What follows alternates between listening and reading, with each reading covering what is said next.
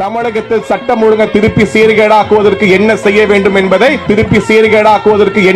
வேண்டும் என்பதை திரு அண்ணாமலையிடம் கேட்டு தெரிந்து கொள்ளுங்கள் திரு ஸ்டாலின் அவர்களே. அட பாவியலா, இப்படி தாண்டா அசிங்கப்படுறதுனா வாழ்க்கையில. நல்ல வேலைப்பா, யாரும் பார்க்கல. தேக்கடா முடியுமா? முடியாது.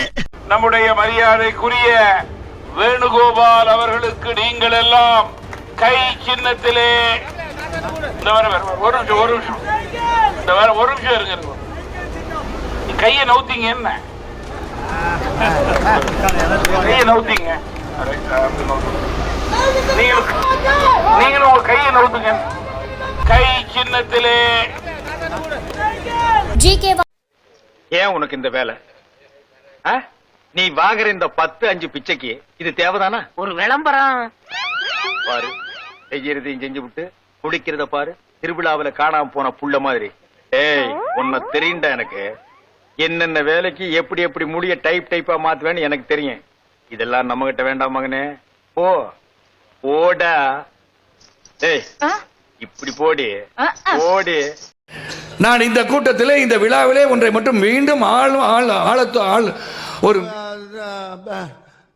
வந்து இப்ப நான் என்ன உங்கள்ட்ட சொல்றது, ஆசைப்படுகின்றேன். தாயின் வயிற்றிலே கருவுற்றிருக்கும் போது நீ எந்த ஜாதியின் என்ன இன்னைக்கு ரொம்ப ஜாம் ஆகுது. பிறகு பள்ளி பருவத்தில் கூட உன் பிறருடன் நீ ஏண்டா இந்த ஊரு இன்னமுமா நம்மள நம்பிக்கிட்டு இருக்கு? அது அவனுக்கு வீதி. அதை சேர்ந்து வந்தான்.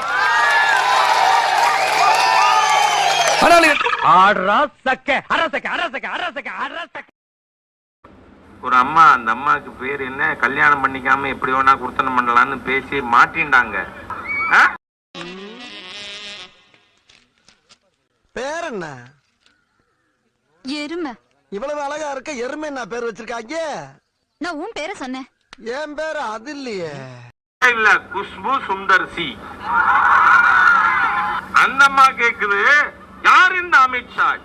அக்கா குண்டனா என்னால சும்மாவே இருக்க முடியாது. ஏகா, யாரை கேட்டுக்கா நீங்க வந்த? ஆமா, என்ன காஸ்டியூம் இது? கையில மகுனி கொடுத்தா பம்பாய் பாம்பாட்டி மாதிரியே இருப்ப. எதுக்கு இந்த காஸ்டியூம்?